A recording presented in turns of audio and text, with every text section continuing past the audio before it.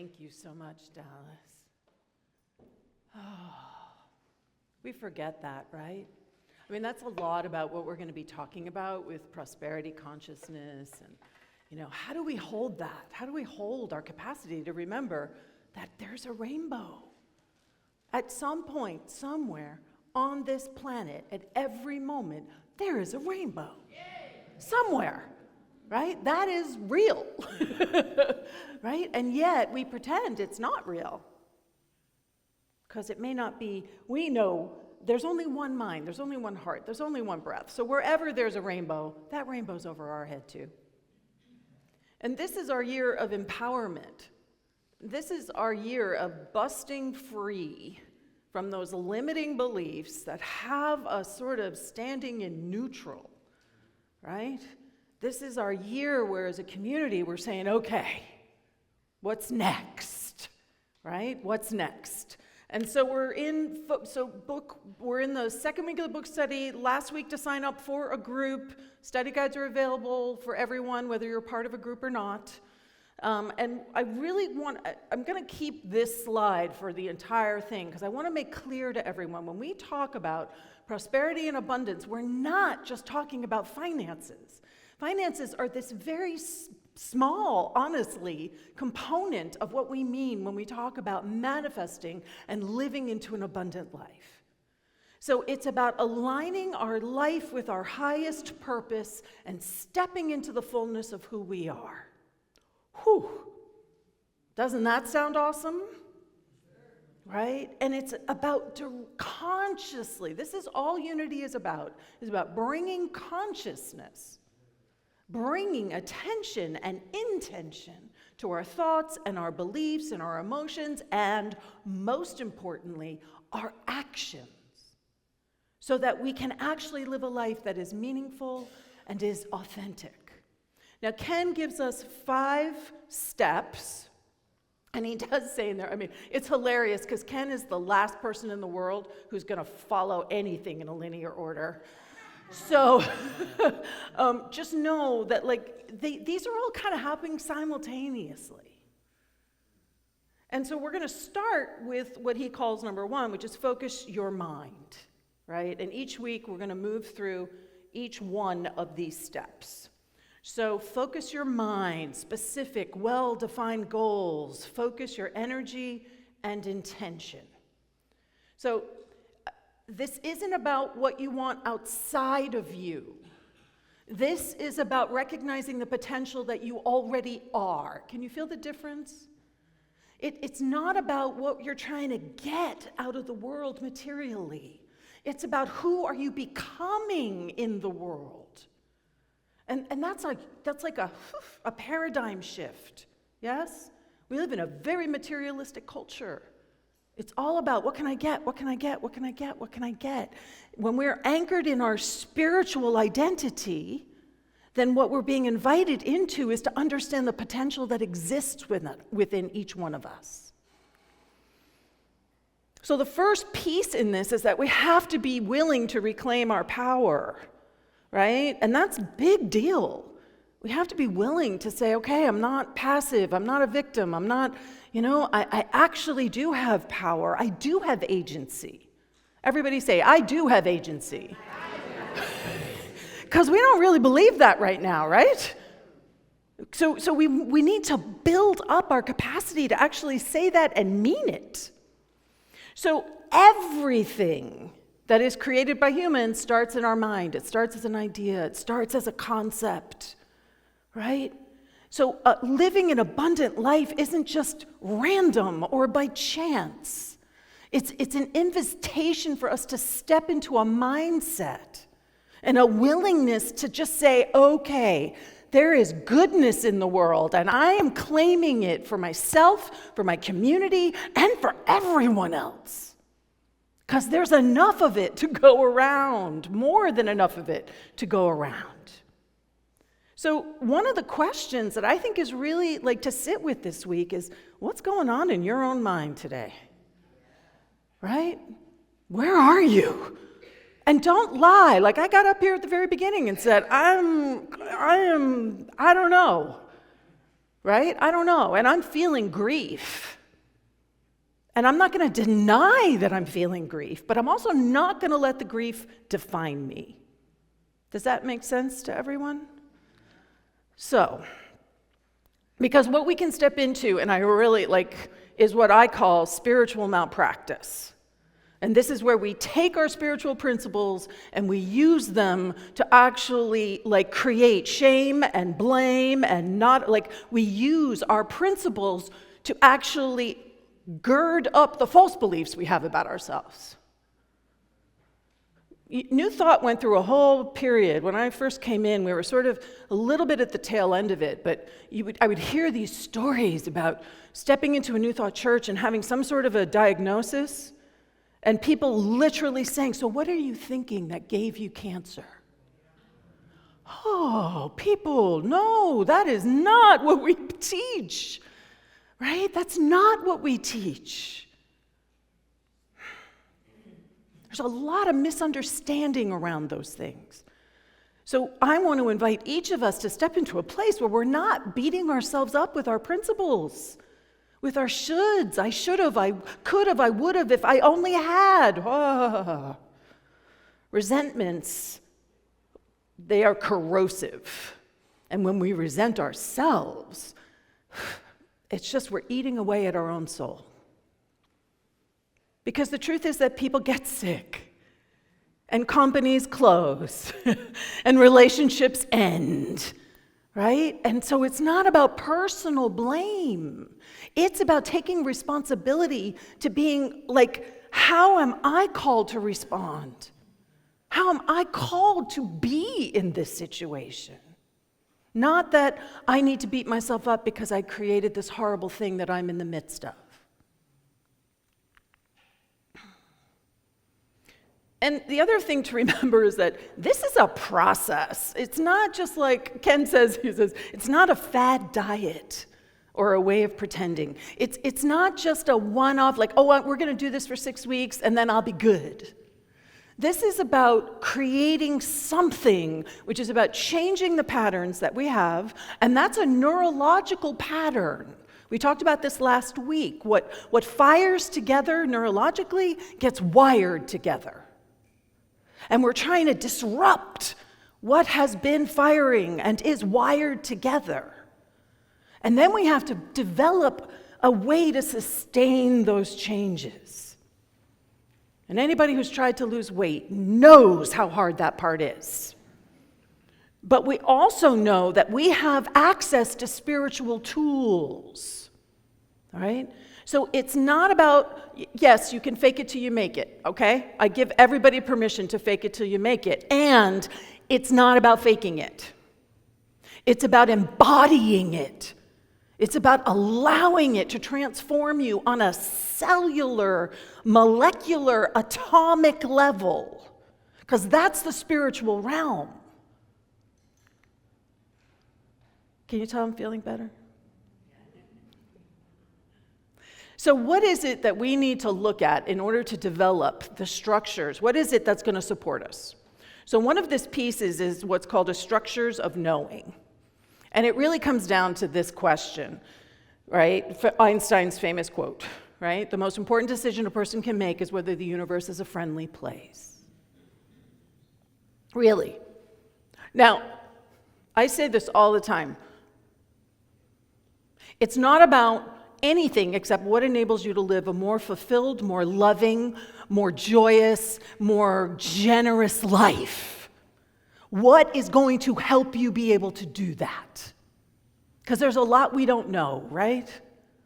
There's a lot we don't know, but we do have spiritual principles that go back for millennia that continually tell us that when we focus on the goodness that is in the world, the goodness shows up in our world. Like that. So if we believe the world is hostile, right, then what is our natural inclination? We're going to protect ourselves. We're going to withdraw. We're going to hoard things. And that's what we're seeing in our world right now. That it's a hostile world. So we hoard everything, resources, right? All of it. Maybe we think it's a neutral world, which means that we think that there's some sort of like neutrality there. But that means that we're a victim of things. It means that we don't have any power. It means we don't have any agency. It means that we agree with the limitations of what it is that we've decided we're limited about. And then there's the supportive world.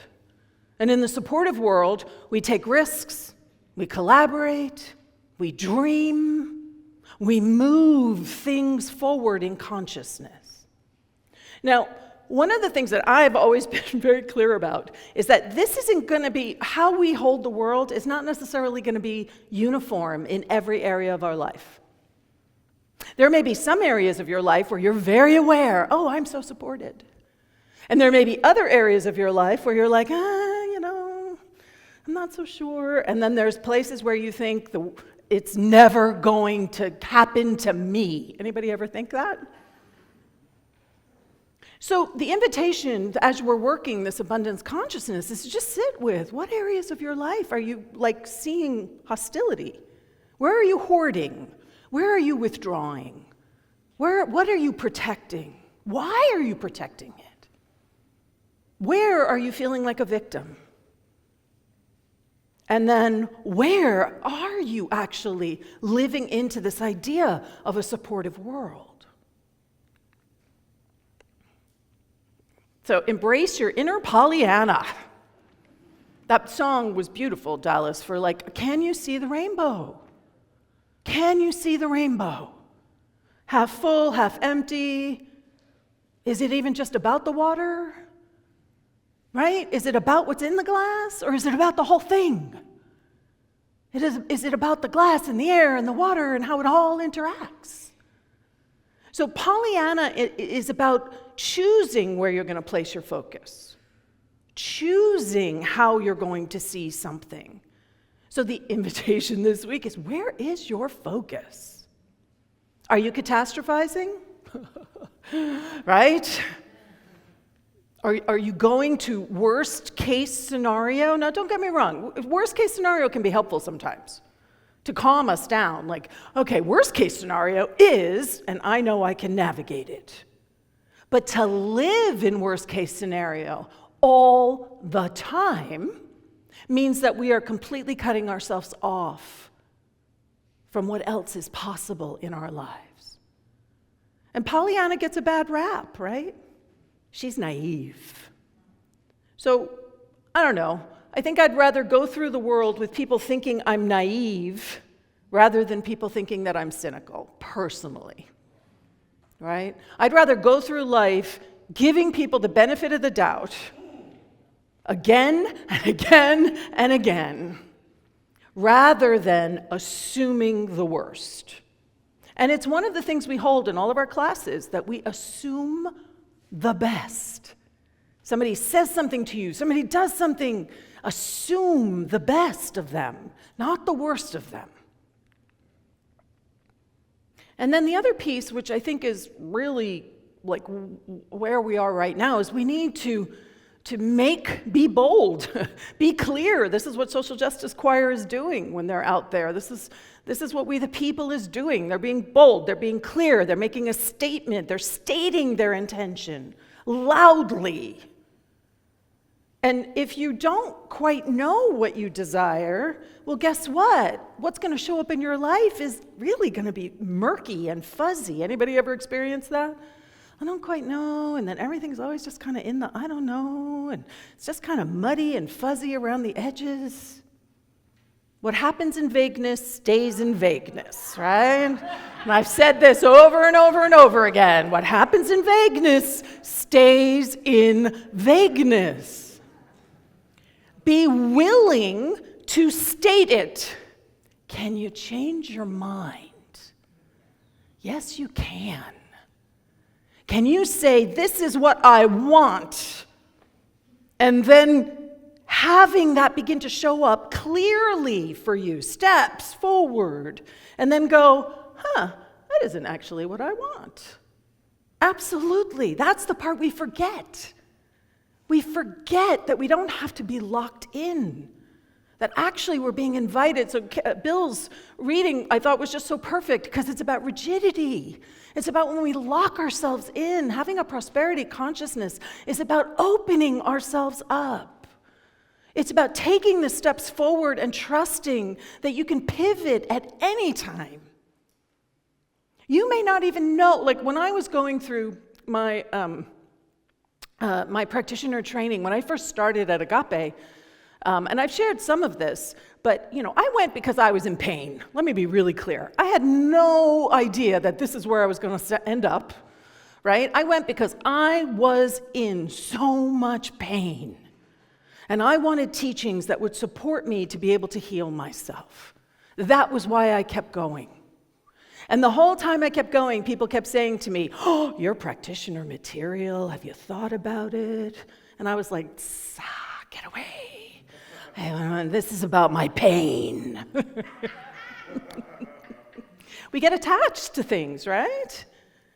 And then all of a sudden, so I'm walking these steps thinking that it's only about my pain, but I'm staying open on some level, because that's what pain does for us, opens us up. So I'm staying open on some level, and I'm sitting there in service one Sunday, and the way we do a prayer chaplain installation, the practitioners would have an installation, and they would take their vows, like we do here, and as they're taking their vows, they're saying, "I do, I will, I do, I will," and I was like, "Oh, I already do all those things. I guess I am a practitioner." And I pivoted. I let go of the idea that I had that was horrible, not me, wouldn't be a fit. I had so much story. And I allowed myself to pivot. And when I enabled that pivot, that's where everything all of a sudden opened up for me. So it's okay to just be clear and make a decision and then realize, I'm going to make another decision. I'm going to choose anew. And part of this is understanding your purpose. Understanding for you, who are you? Why are you here? What are you here to be and to do? During that time period, I was very caught up that my purpose was to be a Tony Award-winning actor, telling incredible stories that changed people's lives. But can you feel how I had a whole lot of stuff in there? And because that purpose wasn't being realized, I was suffering. And as I grew and learned and let go and kind of surrendered into my own authenticity, the truth of who I am, what I began to realize is I didn't have to be an actor to tell story. I didn't have to be an actor to be a voice that is transforming the world through storytelling. That there were so many other avenues open to me to be able to do that. And so eventually the purpose statement that I came up with is, I am here to joyfully illuminate the I am that we all are. That's my purpose. And that can show up in a bazillion different ways, right? It could still show up as being an actor or a writer, but it doesn't have to be that. My purpose is clear and open so that I can continue to sort of shift and be open to whatever possibility might be showing up for me. Does this make sense to everyone? So thank you. Your invitation is, what is your purpose statement? And is your purpose statement grounded in the material world having to look a certain way? Or is your purpose statement about the truth of who you actually are? So that no matter what, you can come back to it. No matter what, you can say, nope, I know why I am here, and I know that I will always find creative picturing of who I am. Because we're talking about your spiritual life's work. And you can do that in any arena. I was an executive assistant, administrator, an executive person for very wealthy people for many years. Do you think that I didn't bring illuminating the I am that we all are to that scenario? Of course I did. It looked different. I had a friend who was in practitioner training, and she was a trader on the stock market floor. And you know how that is, right? The screaming, the yelling, and she was like, no, man, I am bringing my practitioner consciousness to what I do on that floor. So we have all these spiritual tools available to us, right? We have the power of imagination, and I cannot stress enough how important the power of imagination is. Dream big, everyone. Amen. Dream big. Don't say, oh no, well that's not possible. Let the dream happen. And vision boards can help you with that, right? Doing a vision board, if you're a visual person, right, can be incredibly helpful to, and what's important about it is, number one, it helps you sort of create something that's concrete. And you can come back to it again and again and again and again. It's a touchstone for you. We talked about how do we sustain these changes in the patterns of who we understand ourselves to be. We can journal, dream big in the journal. What is that? Who's that going to hurt? No one. Open it up. Meditation. It's an opportunity to just be with you. Just be. How much time do we spend in this world just being? Not a lot. Even those of us who are devout practitioners, this is a world that is constantly trying to pull us into doing this. Use the affirmations. Use what unity has offered. Use the way that we can affirm and negate. We can say that this old pattern doesn't have any power over us, and I am saying yes to this being who I am showed up to be. Use affirmative prayer to support that even more. Create your own personal prayer practice. Talk to the prayer chaplains. Read my book. But really, there's ways for you to be able to absorb how you can integrate these teachings more powerfully in your life. And if you think you already have it down, I'm going to say, think again. Think again. Because there's always more for us to imagine. There's always more for us to deepen into. There's always more for us to be able to say, oh, look at how I was making myself small. And then one of the most powerful tools I believe we have is that of gratitude. Because no matter how hard it is, and believe me, I've shared my chronic pain for 5 years story often enough, I was still able to breathe. And sometimes that was all I could be grateful for, is that my breath was still there. But there's always something that we can be grateful for. My cat lying next to me on the bed, right? The quilt that my mother sewed for me. Something that we can anchor in gratitude so that we can remember that even when it's like the darkest in our lives, that there is always something of light. And are we paying attention to it? Are we lifting it up? Are we celebrating the blessings that we already have? Or are we so focused on what doesn't work that that is our mindset? What doesn't work? What we're being invited to become is the place where we are living into that perhaps Pollyanna space of possibility and potential that's rooted in the I am that we all are. That is the truth of who we are. So let's take this into a time of meditation. Let's just breathe into this idea of how we're being invited to focus our minds, focus our hearts, focus our being. So we breathe into whatever might have gotten stirred up.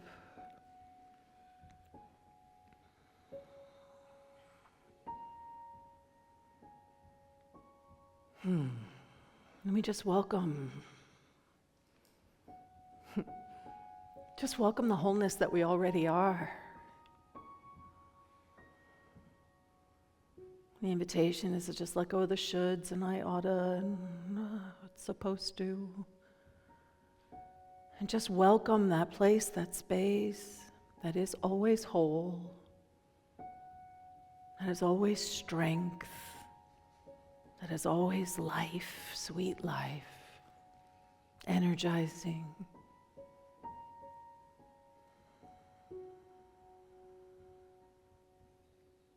And as we quiet into this sacred awareness of who we truly are,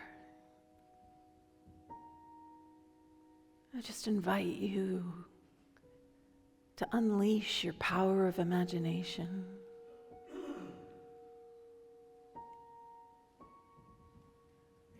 What is it that you are being called to become? What are the qualities of it that you're being invited to step into? Strength, power, self-mastery, love, compassion, empathy, wisdom, discernment, open-heartedness. Who are you being invited to become more fully, more joyfully? Who are you as a joyous being on this planet?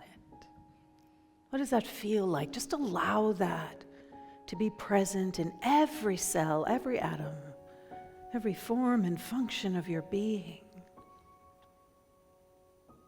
And just feeling it like descending down and wiping away gently and lovingly anything that does not serve us seeing the rainbow that is life itself.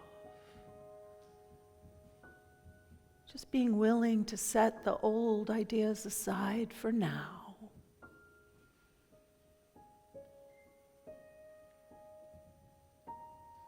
So let's rest here and just listen. Listen to the life that we are. Listen to the joy that we are. And allow our power of imagination to reveal for us what are we called to focus on right now.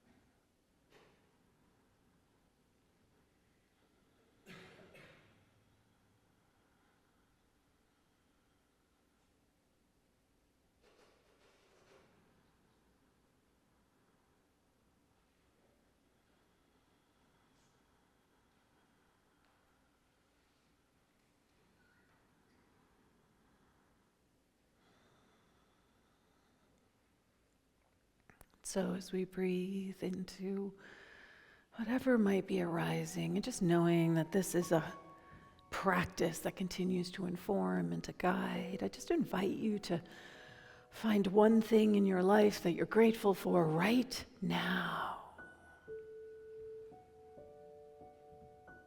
Something that feels connected into what you're being called forward into. What are you grateful for? Who are you grateful for? And just lift them up. Lift it up high.